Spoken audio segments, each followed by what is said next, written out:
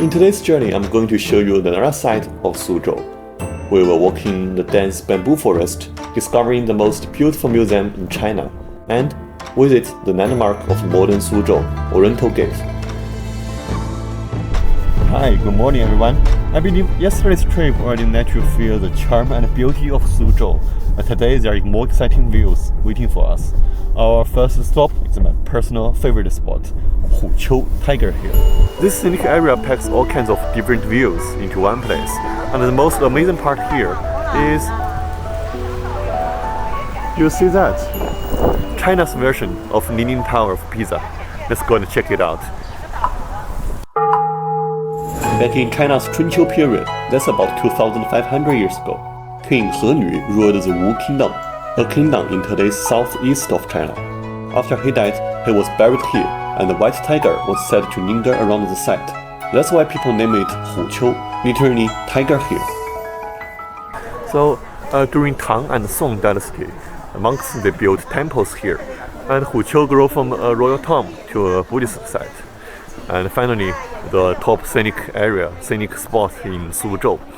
However, on some spots, the main structure of Huqiu are well restored, not rebuilt, so you can still feel its original charm.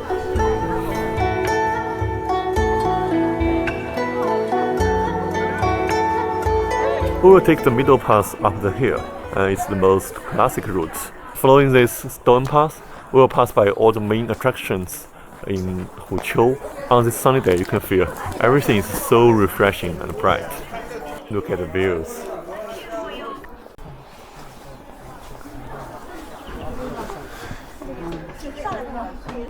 Okay, before we go up the hills, and here is a little fun one. It's called sword testing stone. Do you see this clean cut in the middle of the stone? So the legend said King Henyu's son Fu Chai had tested his famous sword Ganjiang here. He swung the sword and the rock split it into two pieces. Can you imagine how sharp the sword is? That's the most famous sword in Chinese history, called Ganjiang.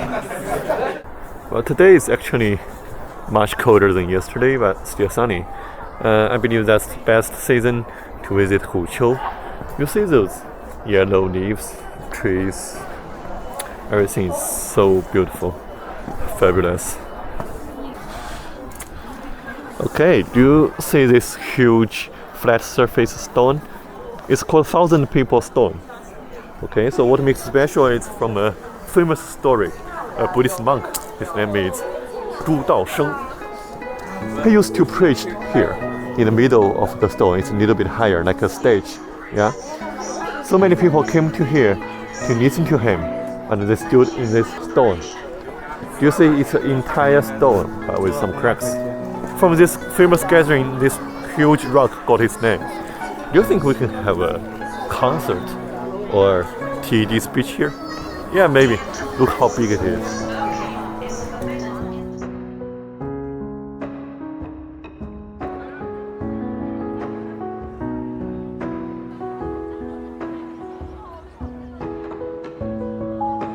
You see that on my head?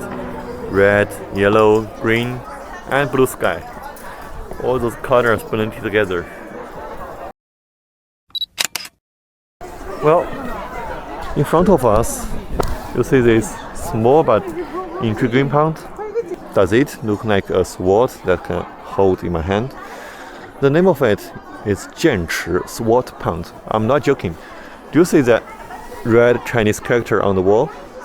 They were written by a very famous Chinese calligrapher Yan Zhenqing. Okay, as we mentioned, King Henyu was buried here 2,500 years ago, and under the water is the entrance to his tomb. Yeah, you hear me right. In 1955, people first time drained the water from the pond.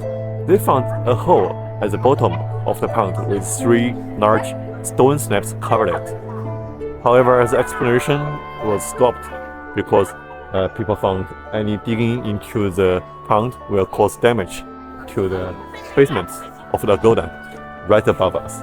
So the government has to stop the exploration, and this secret remains hidden under the water.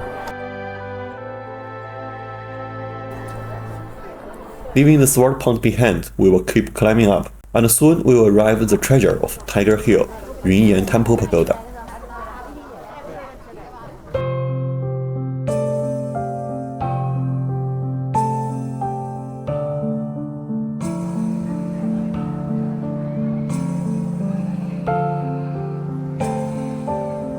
The official name of this tower is Yunyan Pagoda, known as Huqiu Ta for short by many people. You can see it's slightly in here, can you? This tower was built 1000 years ago in Song Dynasty, and this is one of the oldest brick and wood structure pagoda in China. The name happened because the ground settled over time, but don't worry, it's been well preserved. Nowadays, local officials reinforced its tower body with materials like cement and carbon fiber, ensuring this ancient tower could stand tall for years. Well, after we enjoyed the beautiful spots on the hill, we chose another road to go down the hill, which is less crowded and more peaceful. It will definitely show you the other side of Huqiu comparing to the lively atmosphere up the hill. Going down the hill, I really want to show you how beautiful the view is. Look at that. Huge trees create a green channel. And on our left hand side is a bamboo forest. On the right hand side is the tea field. These are Yunyan tea, a hidden gem among Suzhou's local specialties.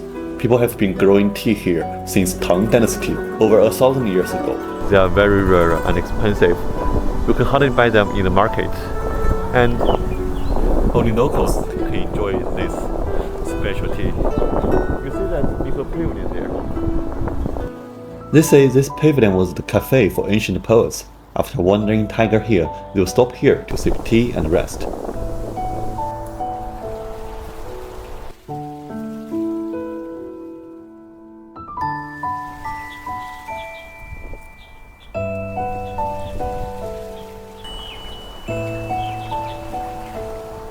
Walking in this bamboo forest, you suddenly feel isolated from the crowded up the hill. Oh, that's the beauty of Huqiu. Only few steps, you can feel totally different.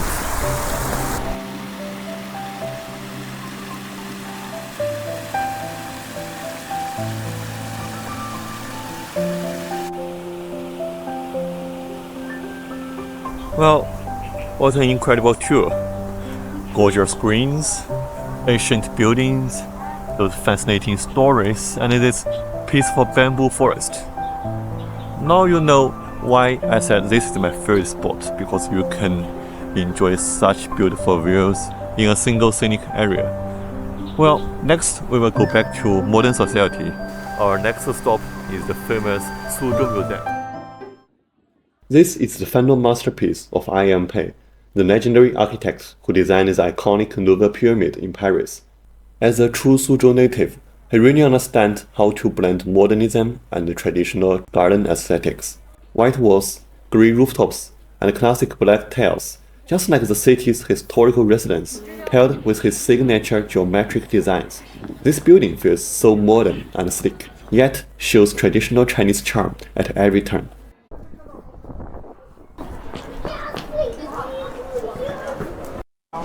Okay, so here is the model of the entire museum.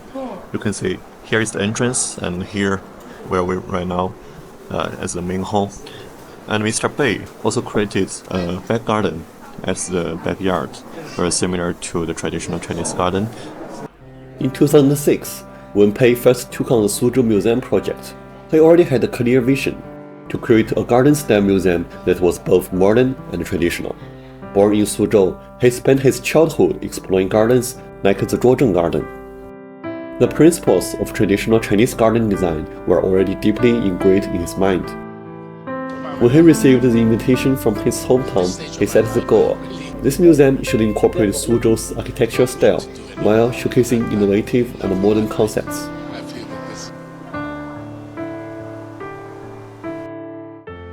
Step into the museum, you will see countless treasures unearthed from the land of Suzhou. cultural relics don't speak. They silently tell you the story of Suzhou's grandeur in the past. Stepping out of the exhibition halls, this masterpiece suddenly reveals its true beauty.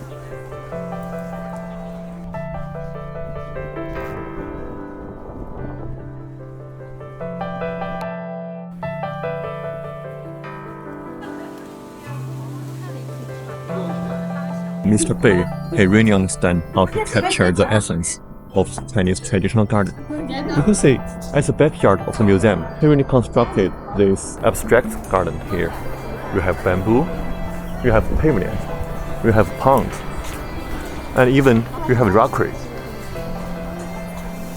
Hiding a garden inside the museum, I think, is Mr. Bei's romantic expression of his love to his hometown, Suzhou. Suzhou Museum has really changed my perception of museums. I used to think museum is a kind of container to all the relics and exhibits. But you see, Suzhou Museum itself is a kind of work of art. And Mr. Bei really devotes all his love to his hometown in this building. You can see it through every detail in the museum. Whether you are a history fan or just admire this building, the Suzhou Museum is a definitely must-see. It's free, but remember to make a reservation on WeChat in advance.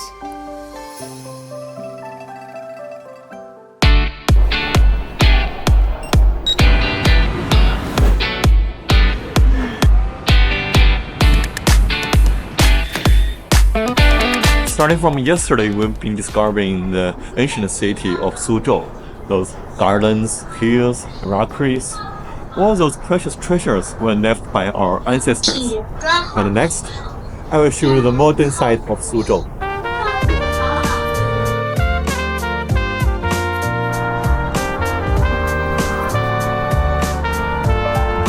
Now we are at the central of the modern Suzhou. You see that incredible huge building. It's called Oriental Gate with 300 meters high. This is the most representative and iconic building in Suzhou. Locals call it Big Pants, you see. And on the other side, this is the Jingjing Lake. Well, isn't that weird? In the center of the city, you have such a huge lake. This is Suzhou. No wonder why people call it city on the water. If you believe Suzhou is just a traditional, beautiful tourist city, you are totally wrong. Suzhou is actually a highly developed industrial hub. For instance, about half of the world's microwave ovens, 1/3 of laptops, and over 50% of small and medium-sized industrial robots are manufactured here in Suzhou. In terms of economy, the latest official data shows Suzhou's GDP hit 350 billion euros in 2024. If we put this data among European countries, it's even higher than Finland. When the weather is nice, I used to go boating with my friends on the Jingjing Lake. Looking at this huge, modern architecture beside the lake, I used to think, well, Suzhou is such an amazing city. On one hand, it keeps so many traditional heritages. Meanwhile, it's developed so good, super modern, and convenient for people's life. If you are also interested in this beautiful city, add it to your next China trip. This is Tian. Please give me a like and subscribe to this channel. I'm already working on the next video. If you have any travel questions or places you would like to see next, leave a comment below. See you next time. Bye bye.